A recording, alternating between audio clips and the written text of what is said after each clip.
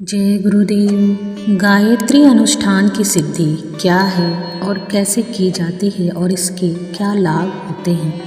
प्रतिदिन गायत्री मंत्र का जप विधि के अनुसार यथाशक्ति संख्या में नित्य जाप करने से शरीर का स्वास्थ्य, चेहरे का तेज और वाणी का ओज बढ़ता जाता है। बुद्धि में तीक्ष्णता और सूक्ष्मदर्शिता की मात्रा में वृद्धि होती है एवं अनेक मानसिक सद्गुणों का विकास होता है। यह लाभ ऐसे है जिसके द्वारा जीवन यापन में सहायता मिलती ही है। विशेष अनुष्ठान पूर्वक गायत्री मंत्र को सिद्धि करने से उपरोक्त लाभों के अतिरिक्त कुछ अन्य विशिष्ट लाभ भी प्राप्त होते हैं, जिनको चमत्कार या सिद्धि भी कहा जा सकता है। गायत्री अनुष्ठान की अनेक विधियां हैं। विभिन्न ग्रंथों और विभिन्न आचार्यों द्वारा पृथक रीति से विधान बताए गए हैं। इसमें से कुछ विधान ऐसी तांत्रिक प्रतिक्रियाओं से परिपूर्ण है कि उनका तिल तिल विधान यथा नियम पूरा किया जाना चाहिए। यदि उसमें जरा भी गड़बड़ हो तो लाभ के स्थान पर हानि होने की आकांक्षा अथवा आशंका अधिक रहती है। ऐसे अनुष्ठान गुरु की आज्ञा से उनकी उपस्थिति में करने चाहिए, तभी उनके द्वारा समुचित लाभ प्राप्त होता है। किंतु कुछ ऐसे भी राजमार्गी साधन हैं जिनके हानि की कोई आशंका नहीं, जितना है लाभ ही लाभ है। जैसे राम नाम अवधि पूर्वक जपा जाए तो भी कुछ हानि नहीं होता। यह आपको हर हाल में लाभ ही लाभ मिलता है।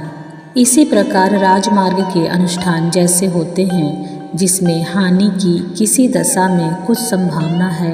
हाँ, लाभ के संबंध में यह बात अवश्य है कि जितनी श्रद्धा, निष्ठा और तत्परता से साधन किया जाएगा उतना ही लाभ होगा। आगे हम ऐसी ही विधि अनुष्ठान का वर्णन करते हैं। यह गायत्री की सिद्धि का अनुष्ठान हमारा अनुभूत है और भी कितने ही हमारे अनुयातियों ने इसकी साधना को सिद्ध करके आशातीत लाभ उठाया है। देवशयनी एकादशी आषाढ़ शुद्ध 11 से लेकर देव उठनी एकादशी कार्तिक शुद्ध 11 के 4 महीने को छोड़कर अन्य 8 महीनों में गायत्री की 1.25 लक्ष सिद्धि का अनुष्ठान करना चाहिए। शुक्ल पक्ष की दोज इसके लिए शुभ मुहूर्त है। जब चित्त स्थिर हो और शरीर स्वस्थ हो तभी अनुष्ठान करना चाहिए। डबाडोल मन और बीमार शरीर से अनुष्ठान तो किया कोई भी काम ठीक तरह नहीं हो सकता।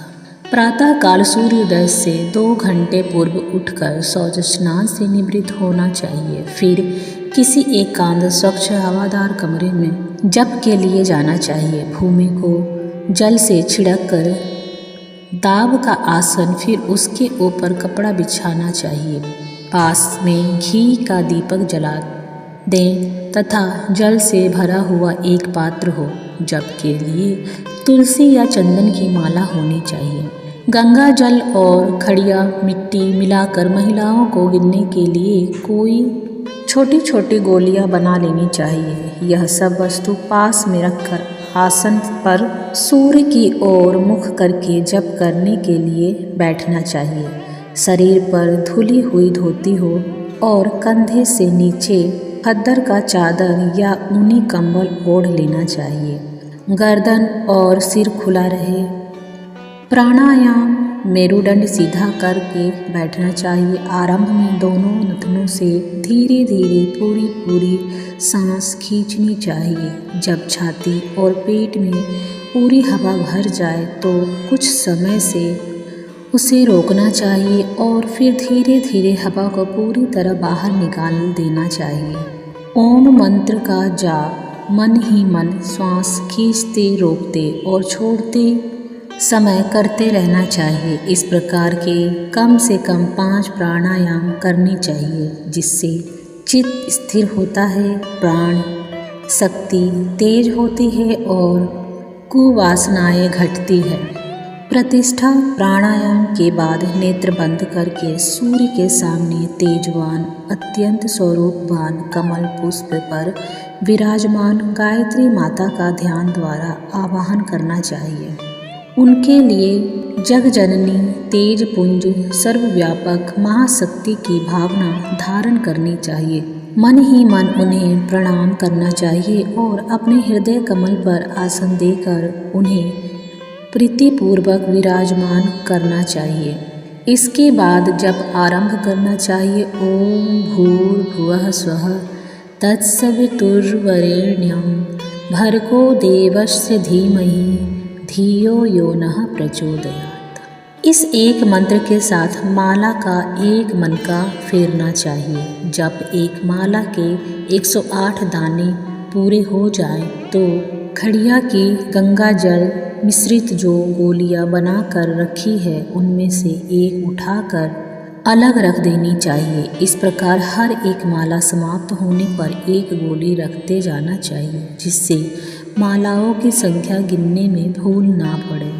जप के समय नेत्र अधखुले रहने चाहिए। मंत्र इस तरह जपना चाहिए कि कंठ, जिह्वा, तालु, ओठ आदि स्वर तंत्र यंत्र तो काम करते रहें पर शब्द का उच्चारण ना हो, दूसरा कोई उन्हें सुन ना सके। वेद मंत्र को जब उच्च स्वर से उच्चारण करना हो तो स्वर की उच्चारण करना चाहिए। स्वर सर्वसाधारण पाठकों के लिए स्वर विधि के साथ गायत्री मंत्र का उच्चारण करना कठिन है, इसलिए उसे इस प्रकार जपना चाहिए कि स्वर यंत्र को कम करे पर आवाज़ ऐसी ना निकले जिससे कोई दूसरा आदमी उसे सुन सके। जब से उठने के बाद जल पात्र को अर्घ्य रूप में सूर्य के सन्मुख चढ़ाना चाहिए।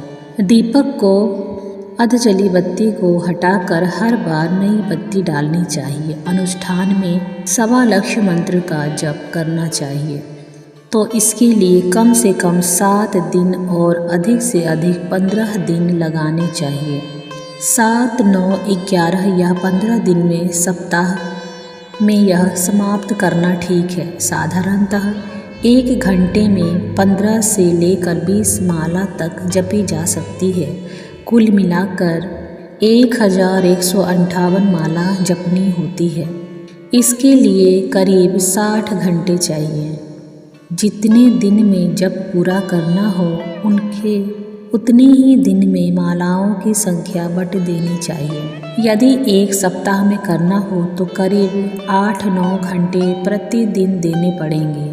इनमें से आधे से अधिक भाग प्रातः काल और आधे से कम भाग तीसरे पहर पूरा करना चाहिए। जिन्हें 15 दिन में पूरा करना हो उन्हें करीब 4 घंटे प्रतिदिन जप करना पड़ेगा, जो कि प्रातः काल ही आसानी से हो सकता है।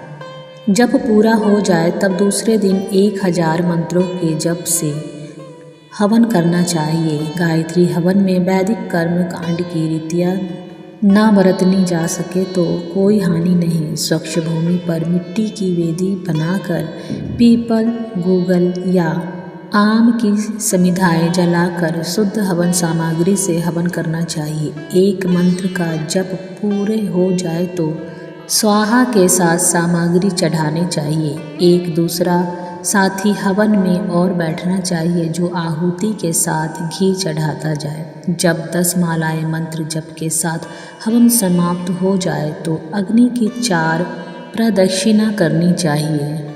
तत्पश्चात भजन कीर्तन प्रार्थना स्तुति करके प्रसाद का मिष्ठान बांटकर कार्य करना चाहिए। जिन्हें गायत्री मंत्र ठीक रीति से याद ना हो सके वे ओम भूर्भुवः स्वः केवल इतना ही जप करें। जिन दिनों अनुष्ठान चल रहा हो उन दिनों एक समय ही सात्विक भोजन करना चाहिए। संध्या को आवश्यकता पड़ने पर दूध या फल लिया जा सकता है। भूमि पर सोना चाहिए। हजामत नहीं बनवानी चाहिए। ब्रह्मचर्य से रहना चाहिए। चित्त को चंचल, क्षुब्ध या कुपित करने वाला कोई काम नहीं करना चाहिए। कम बोलना, शुद्ध वस्त्र पहनना, भजन सत्संग में रहना, स्वाध्याय करना तथा प्रसन्न चित्त रहना चाहिए।